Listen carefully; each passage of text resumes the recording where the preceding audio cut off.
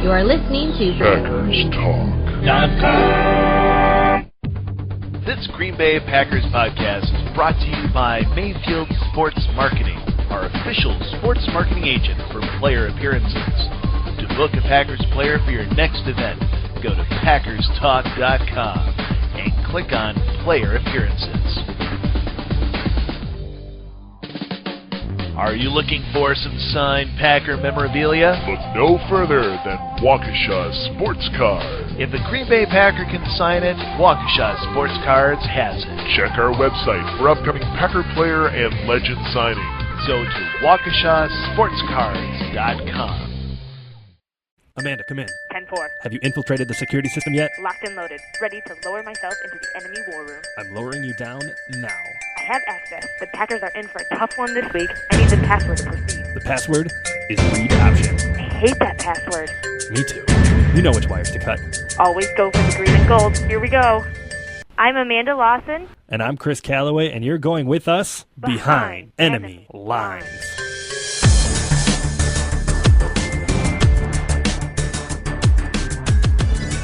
Welcome to another week of Packers football and Behind Enemy Lines, a podcast hosted through PackersTalk.com. You can find us on iTunes at PackersTalk.com, as well as on Twitter at EnemyLinesGB. I'm one of the hosts, Chris Callaway, on Twitter at CCallaway33, and I'm joined, as always, by my dear friend and fellow owner, Amanda, who you can find on Twitter at Amanda R. Geffre. The Packers are 6-0 as they come out of the bye week and head to Mile High to take on the undefeated Broncos. Amanda, how stupid are bye weeks? I had a really nice bye week. We went on a little Sunday afternoon drive, went to the pumpkin patch, and then stopped at a brewery on the way home and enjoyed the beautiful weather. It wasn't that bad. Wow, you went from like 0 to married in like no time. Okay, you know what? I knew we were going to have to watch the Dallas Cowboys suck later, so we did activities during the day. Fair enough. Well, I thought it was stupid. There just weren't that many good games on, and there was just like one suck fest after another that I was just craving some good Packers football. But the good news is we are certainly going to have that, hopefully, on Sunday night. But hey, let's talk about that game way before the bye week where you were there cheering like a madman. Yeah, that was people were asking me, oh, how was the game? I was like, it was exciting, but it wasn't a particularly good game. You know, like it was not the best played game against the Chargers 2 weeks ago, but it certainly was exciting at the end, more exciting than it should have been. But, so stressful. You know, that defense, bend as far as you can, but don't break. Come up with that one big play. Did. I mean, that was the run. That was the 2010 run to the Super Bowl. And, you know, it wasn't exactly the same, but they did enough to beat the Chargers, which is a good thing. Yeah, a few great plays that were needed at crucial times. Mm-hmm. But yeah, it was hard to watch, man. Like, I closed my eyes a lot. Obviously, I don't have like my computer up or watching the stats like I do, you know, if I'm watching it from my living room. So I knew Phillip Rivers was throwing the ball a lot. But when I got out of the stadium and saw that he had thrown for 500 yards and threw the ball 65 times, I was just flabbergasted and frankly kind of amazed that they came out of there with a win. Yeah, no, I think Aaron's response was, he's like, aren't they playing Phillip Rivers? Why does he have that many yards? And I was like, I don't know. That's a good question. Please don't ask me. I'm not out on the field right now. Well, I do think Phillip Rivers is good. I think he's very talented, but I don't know. There's just something missing there. There's a reason that they haven't had success. I think his resources aren't as consistent as he would like them to be. I think that's part of it. But Keenan Allen sure looked good. Yeah, well, he did. Oh, man. Well, let's bring it back to the Packers. James Starks had that big run, which was basically right into my lap. It felt like I was sitting in that corner of the end zone. So I saw him run off to the left and then kind of get buried in the line and then spin around. And then all of a sudden he's breaking free. And I was like, oh my God, go, go, go. You know, but it was that run by James Starks and really not a whole lot else. Eddie Lacy not at 100%. The offensive line, I don't know. I mean, what's up with the running game? I don't know. It was I felt like we got a little lazy all around. It just seemed like... Like, what do you mean by lazy? Like coaching staff or players-wise? Or like... Yeah, maybe. I don't know. Maybe we were just like, hey, the bye week's next week. This is the Chargers. They're really not going to be that difficult to play. Plus, we're at home. Let's just, not worry about doing really good. I just felt like there wasn't as much enthusiasm in the whole game. It just seemed kind of flat. Well, you make me seem like I'm not doing my job as a fan in the stadium. Well, maybe you weren't. Maybe I wasn't. Well, I don't know. And so here's part of it.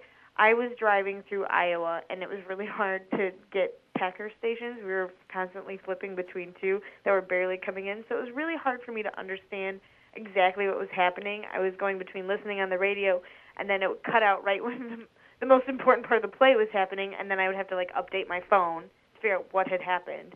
So I don't know. It seemed like they started off super strong, and then all of a sudden it was like, we're just going to reel it in a little bit. Yeah, okay, fair enough. But, I mean,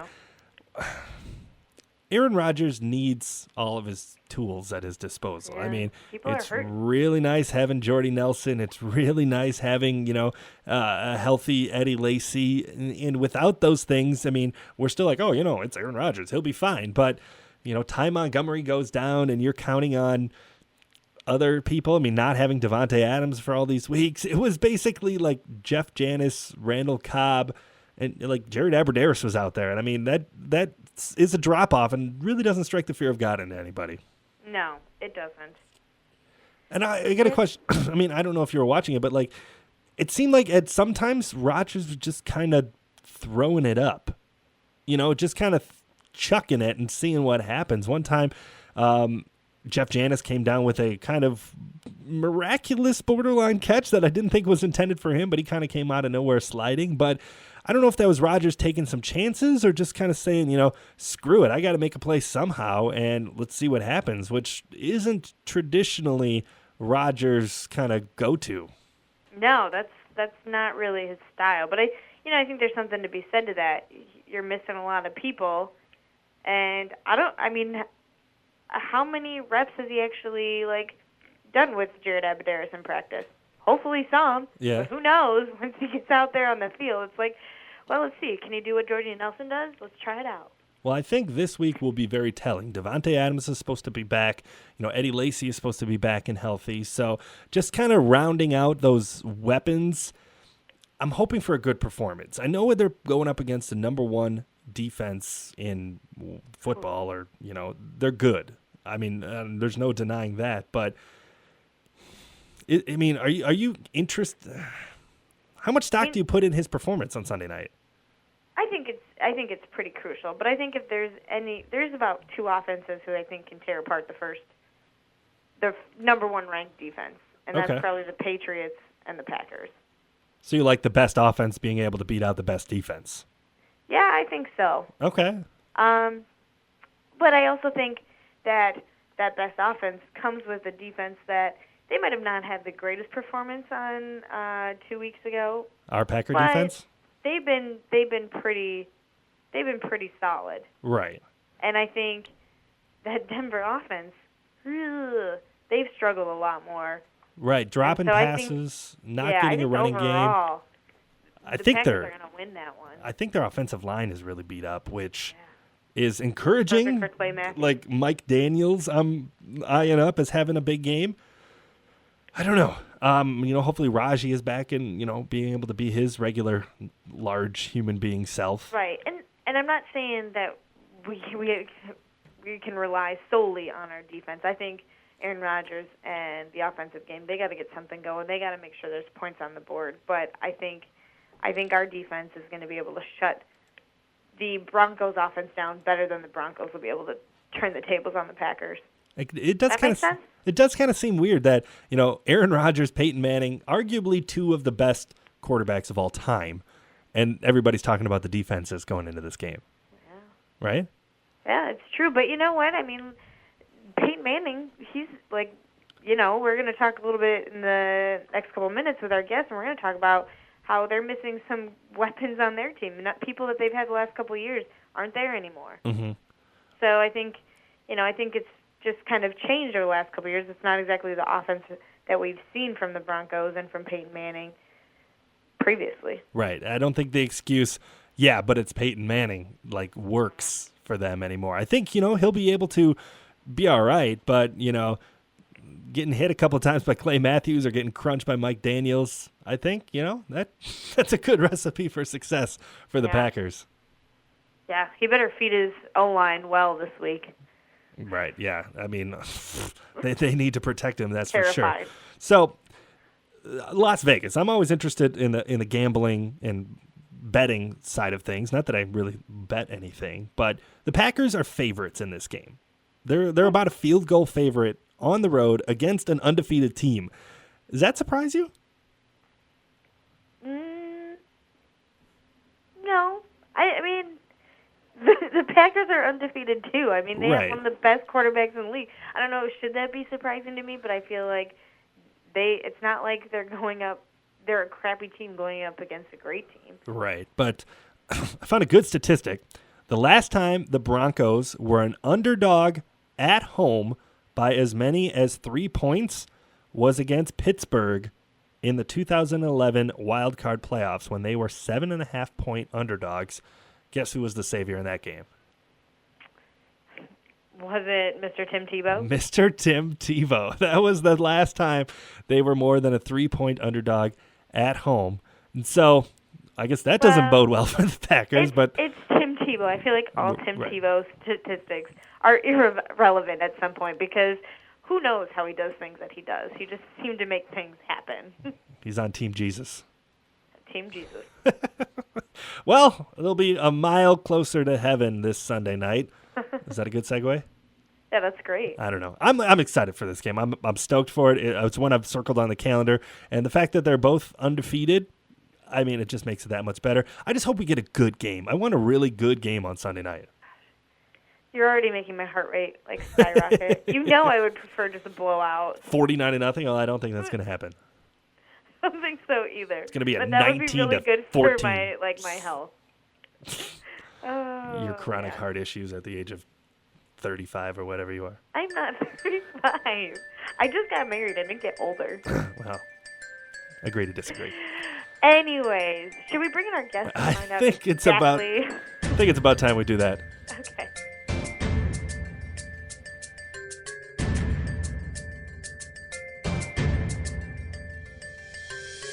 Now we'd like to welcome our guest, Nicki Jhabvala, to the show. Nicki is a Broncos beat writer for the Denver Post.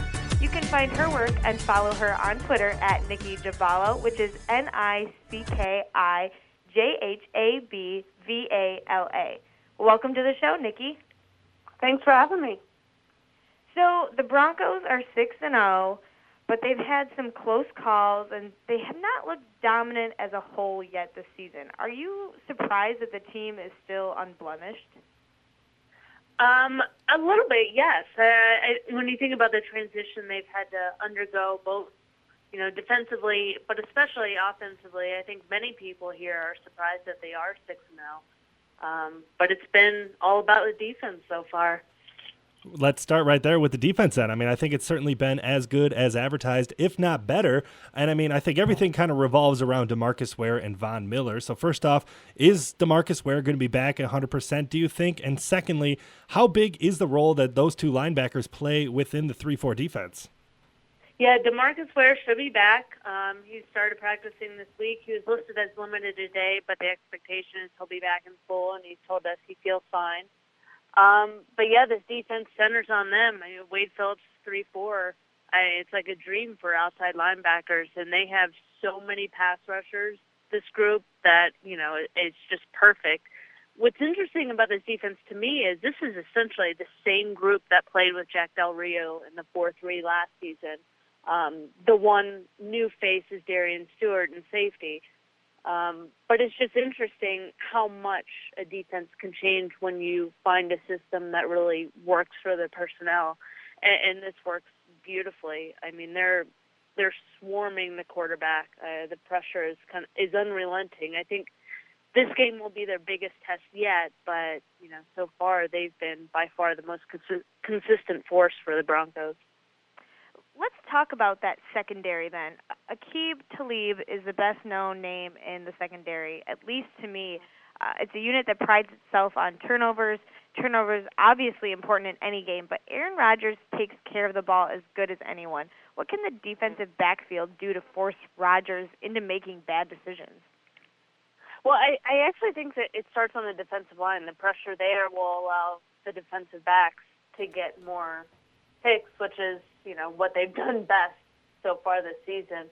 I think Chris Harris is still unheralded for all the work he does because he plays in motion. Aqib is usually matched with one guy, and so he's kind of turned the interception into an art form, Aqib.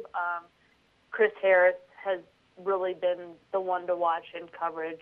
He hasn't allowed a touchdown in coverage in, I think it's 29 games now, dating back to 2013. So he's been the most impressive to me. But yeah, this Sunday is their biggest test. Everybody talks about Aaron Rodgers out here, but they're also kind of overlooking the defense, which is the top scoring defense in the league. So, I think the Broncos on both sides of the ball have their work cut out for them, for sure. I saw a statistic earlier on this season that the defense and the special teams are far outscoring the offense. I think that's still true. Do you think that's just kind of fluky in that regard, or is that something that can withstand over the course of the whole season? I don't think it's something that can withstand, and they know that. Basic principle, you got to score points to win. Mm-hmm. You can't rely on your defense to not only prevent defeats, but also win games for you. I think back to the 2000 Ravens where they had that 5-game stretch where they didn't have an offensive touchdown in any of them.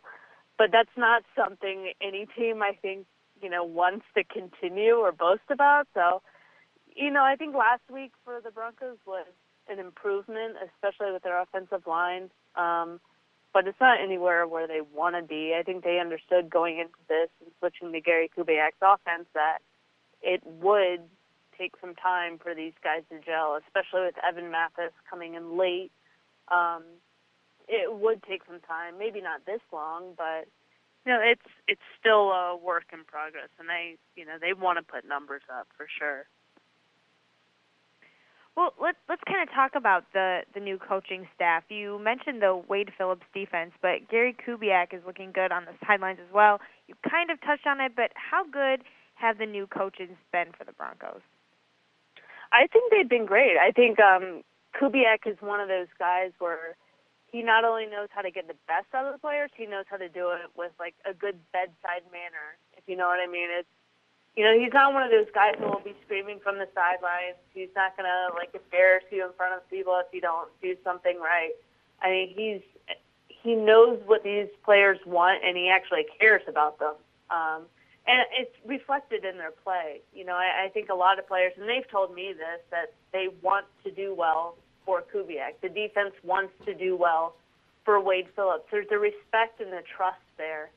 So I think it means a lot. And I think the fact that, these guys have been here before, they've left their mark on this franchise and now coming back, it kind of reflects on these players, they really do care about this franchise, and this is why they came back.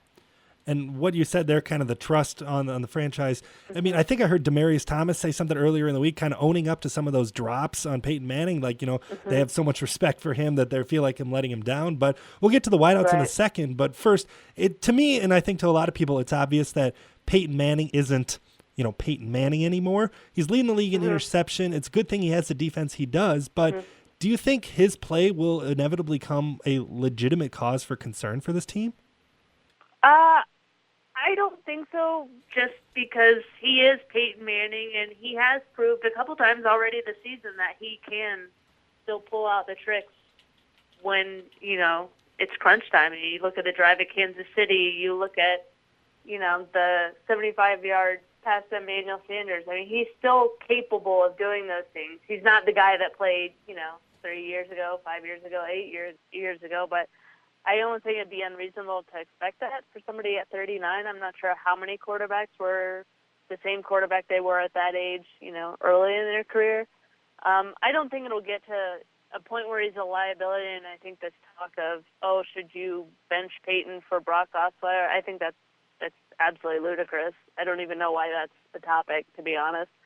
So no, I think Peyton, any way you look at it, he's a quarterback of a 6-0 team. I mean, can't be that much of a liability.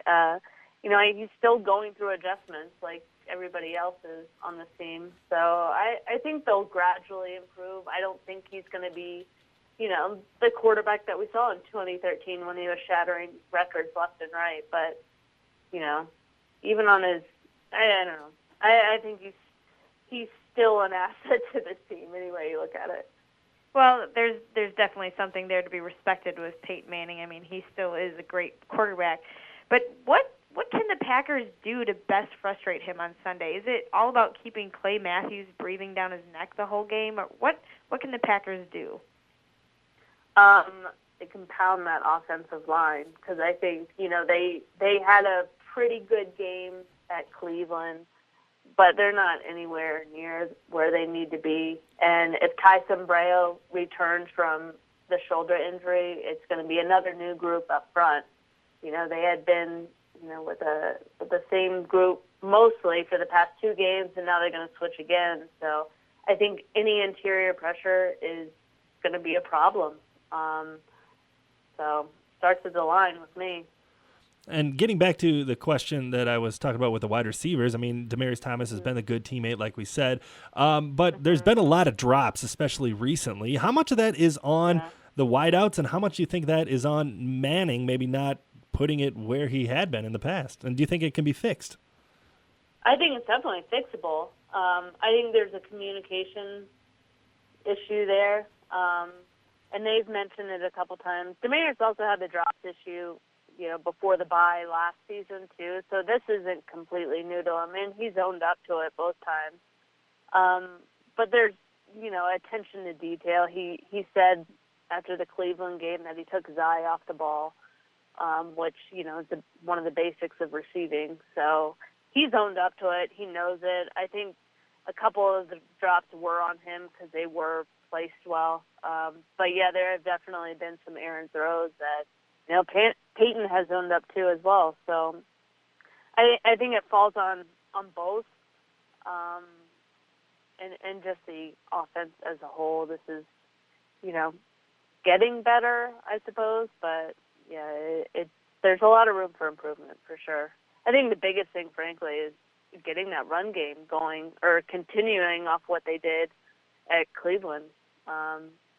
Because up until then, aside from a 72-yard run from Ronnie Hillman, it just, it's kind of non-existent. They still need CJ to step up more. They want more out of Ronnie Hillman.